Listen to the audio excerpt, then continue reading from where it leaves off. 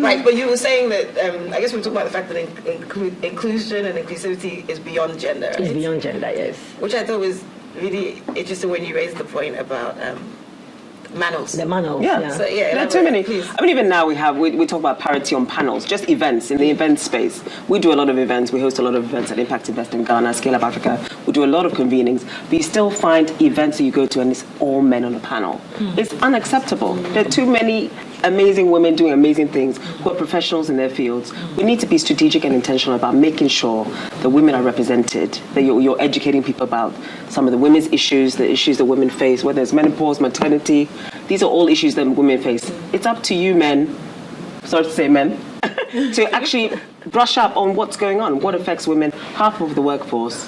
It's a significant contribution to the economy, to your business, to your organization. So educating yourselves, being aware of what's happening to women, women's issues, also raising awareness of women who are doing amazing things in their respective fields and showcasing them, right? Championing them, being allies. These are all things that people can do in a very very easy way. It's not difficult to do. So when people say, "Oh, we couldn't find any women," I mean, we can't keep saying we couldn't find any women in that niche or that niche or that. It's still happening. Yeah, and what I find even more frustrating is often instead of making the effort to find women who really are technically capable of participating effectively in these panels, we just because of the criticism, okay, that the panel it's all biased towards one particular gender.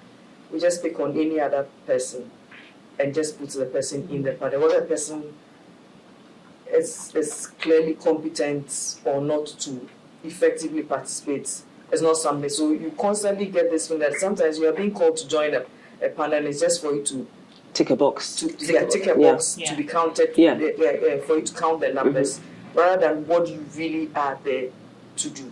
Yeah. And I think we need to make more of an effort to make sure there's that inclusivity. Also, there's a gender balance on any panel. We need to go the extra mile to really identify the right people. Yeah.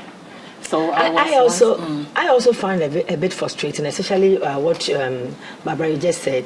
Also around governance, you see that they will say, we are appointing 7-member board, one of which at least should be a woman. Excuse me. It's not ambitious enough. It's not we live in a world where we have more women than men. So why must we have a board of 7 people? At least one must be a woman. Why don't we say that this is a governance system? This is where we're going to make practical decisions and give oversight for this industry to grow. And for that matter, we're going to look for competent people to put on it and make an effort. Because you see, to achieve gender parity or get this level of inclusivity, you must look and make sure that you get the right people. Because we are also asking for representation, not just putting someone there. And I get that. I feel very frustrated about that. Like you said, you go for a conference and they are talking about something that the person that is representing you as a woman on it have no clue.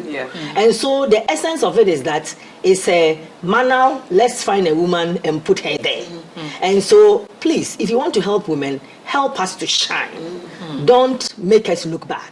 And that's always what I keep saying to myself, that let's make sure that when we are bringing women on board, we bring women to represent other women. So there must be women who are representing us. And we have a lot of them. You just have to look for, and you will find. And coming to say that more than half of the population in this world, you can't find.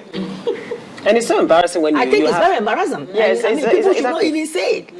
I have a story. So I was once given the opportunity to moderate a panel, and the panel brought together someone from an embassy, one from a DFI, one from an institution, and we're talking about funding opportunities. And it was such an interesting panel. When we were done, one lady raised her hand and said, this one panel that is all female, and they were not selected because of their gender, they were selected because of expertise. And at that point, we had not even realized that it was an all-female team. So I think, as we've all said, this whole thing about gender parity should not be because we are being offered something just so that it looks like there's a female on the table, but because we have something to offer. Because you see that I have something worth giving to the discussion coming up, or whatever I need to contribute to. That's what I Yeah, because we all feel so embarrassed when someone is representing women, and it's just like, oh my God, why that person? That person should be the best, full stop. Yes. Woman, man, but there's no excuse. I mean, I do think that, this is just devil's advocate. It's okay. We allow As the, devil's acad- yeah, advocate. as the academic in the room, I mean, personally, I've had a few careers. Like, so my first space, I still have them. My first space was in film and television production and sound recorders. There was actually one other female sound recordist I knew, and she was a Nigerian woman called Tower, and that was it. In the whole of the UK, I knew one black female sound recordist. And when I told people what I did, no one cared. Everyone's like, oh, what do you do? And we were like in our late teens, early 20s. We were like, yeah, I'm head of sales at Harrods. I'm this and I'm this. And I'm like, I record sound on set. So, and it's the same thing in higher education. When I moved into higher education, I was so excited. I was like 34, nearly 35. Wow, I'm an associate dean after 8 years in the industry. No one cares. People are just excited because it's dean, university. They've heard of that a little bit before. They can relate. You're a woman. They can kind of relate. Everyone went to uni, kind of. But they didn't really care that I was doing that. Most of the time, it was like white guys that were like, wow. Sorry. And that's why they don't get you to sit on the panel. But you understand what I mean, right? So, most of the time it was like, white British men, white Western men who understood that was a real anomaly to be of my age, of my gender, in the country I was in that role. Everyone else is kind of like, a job is a job, you do a job, well done, clap, clap, we're happy for you, please pass me the salt. So, I think that there is an aspiration gap, right? And that includes for speaking opportunities. And now in this space that I'm in with my female entrepreneurs, literally I've had to create different levels of membership because I realized that I have to gear them up to being brave enough to speak, or brave enough to realize that they're able to speak, and brave enough to attend conferences, brave enough to be in the audience. Because even when women are amazing at what they do, there's so many societal pressures on them that they tell themselves now, even though no one else is telling them, right? That they don't bother to put themselves forward. Even I think I had a little moment of that when you called out my name at Impact Invest in Ghana, when you're like, Tanisha, I was like, why? Not because I wasn't capable, etc. And then when I was finished, everyone was like, oh, wow. But in the moment, I had all the natural feelings I think that a lot of women have. So, yes, it's true, there is an issue with the fact that we do exist and people aren't looking out for us. But I do think that there's, in order to create that kind of equity, we do need to, prop up the women who are more than capable but just don't know. So, I think you gave an example of a lady in an accounting firm. Who constantly excels, right? So someone like her needs to be told, you should be on this panel, you should be doing this. And this lady will just be quiet because she feels, I don't want to talk. Exactly. But when you engage her, she's so good, she knows her numbers, and everybody is impressed. And when you sit in performance reviews across an organization, you see this immediately. You have men that perform well, and they will come and sell themselves. You have men that don't perform well, and they will come and sell themselves. And they will come with expectations that are so out of sync with their performance. Then you have women who perform well, and 9 out of 10 will undersell themselves. And so there's a need for managers. If we want inclusive tables, we need to start when people enter our firms to acknowledge that society has socialized the workforce from childhood in a certain way, and begin to build the capacity of the whole workforce so that we all have a certain way of thinking about performance, and we all have a recognition of what the scale actually is. And we are all able to evaluate ourselves, we're able to ask for more. And since we know that women are more likely to undersell themselves, maybe there should be more work there. Right from early stages, from university, from high school, to get both men and women, because there are some men who will do the same thing because of some specific experience that makes them see themselves a particular way, so that we can have that pipeline of expertise move into recognition. So you have expertise, but you also have recognition. You have the confidence to represent, so that when decisions are being made at the managerial table, that expertise that you've built up is now helping the organization, the company, to achieve greater results, rather than you holding back and the company suffers for it. So it feels like it's actually an impact assessment issue internally in organizations that they're failing to have, in terms of understanding which employees are providing the most impact, the most positive return on investment, despite their confidence, like who's actually getting the work done, right? And then making a concerted effort to push those people forward, because actually it will improve the organization. For example, the fact that you're the head of Deal Source is obviously good, because when you then go to speak, you speak on behalf of that brand, you push that brand forward. In effect, it helps everything else in the ecosystem, right? So I guess it's more about that learning, and then that would enable people to be put forward for speaking opportunities, because it wouldn't be their personal choice. I think a lot of times with speaking opportunities, people are like, I want to be a speaker, I need to get my rate card ready, how much am I going to charge? But the audience doesn't care for you, or rate card and all those things, and your aspirations to be a speaker. They care to know the answer to the question that your panel says it's going to answer. Right? And I think there are far too many panels anyway. I think we should have dinner table conversations, lunch conversations, breakfast conversations, have funders in the room with those who are doing things on the ground. Like, all of those spaces need to be created intentionally. And then organizations as well have to be more intentional and strategic about making sure they meet the employee, the female employee, the disabled employee halfway. So the onus is not just on the underrepresented person who is struggling to maybe, get a pay raise or get recognition or promotion or whatever it is. And I think, like just what Amma said, I think that is also the reason why women generally get underpaid, right? 30% less Because than men. women generally don't sell themselves. We get the work done.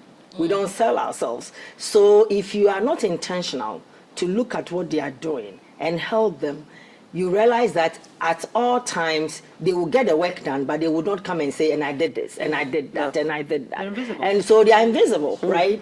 And so that is generally why women get less pay. And it's general, it's not, it's happening right here in Ghana. Women are generally underpaid. But when you look at performance reviews and you set targets, you will see who achieves the targets, And it's the same thing in investment. And I've said this on a number of occasions on my panels. And I said, look, when a woman owes, they can't sleep. I see women coming to me because they have missed one payment at the bank and they are shaking. And you get a man who has missed 10 payments and is drinking a beer. and it's fine, So it's like, so women are so cautious, right, in terms of even borrowing money, right? And that is why sometimes we see that our businesses tend to be a bit smaller, because we are not that bold enough to go and take $1 million. We are not calculating what we're going to use the $1 million for and all that. The guy will take $2 million when he doesn't know what he's going to use it for, right? And so we need to. So I agree with you that we need to make sure that we bring them up for them to understand. For us to sell ourselves, I think we undersell ourselves. It shows at corporate levels. It shows. I mean, anywhere you go, you see that. I mean, when you engage, and usually not publicly. When you engage, you see that, this person knows their stuff, but they wouldn't willingly bring themselves up. So I think women just don't sell ourselves. But the soft skills and the confidence building are key for women. I mean, that across the board, I think we can all agree. It's something we, again, have to be very intentional about as leaders and organizations. And isn't that crazy? Because the social perception that's pushed to women is that it's actually the hard skills they miss.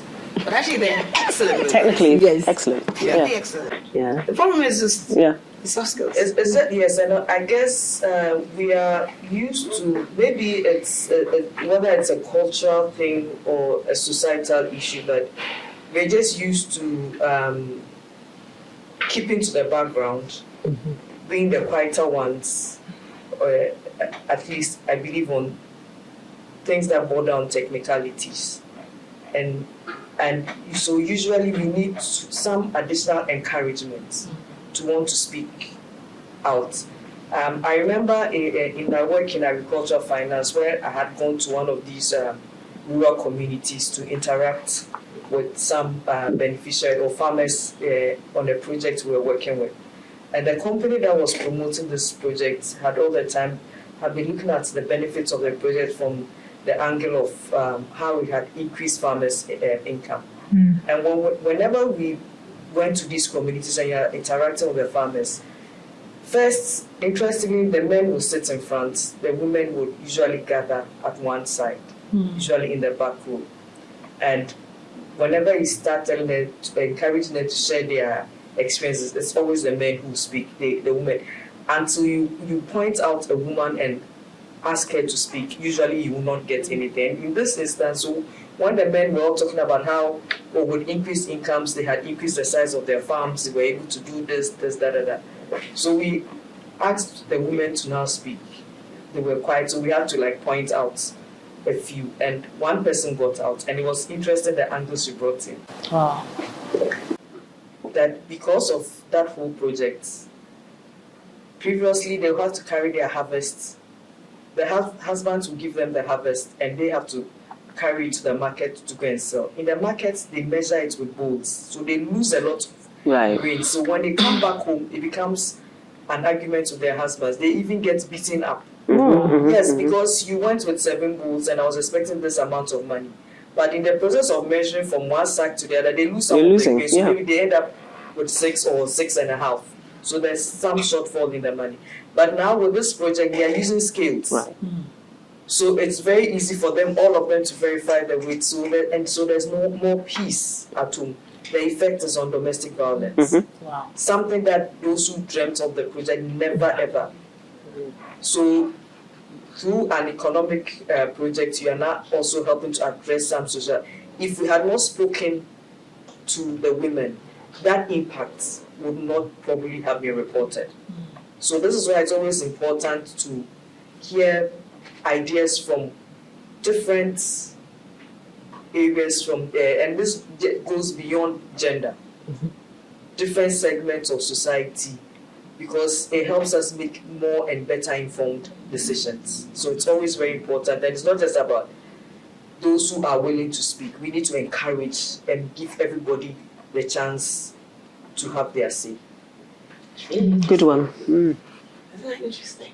Yeah, that's interesting. So we should not let our work do the talking. We should actually talk. Exactly. Yes. Because we've always been told let your work do the talking. Yeah. But you should actually also Speak up. Yeah. Speak up.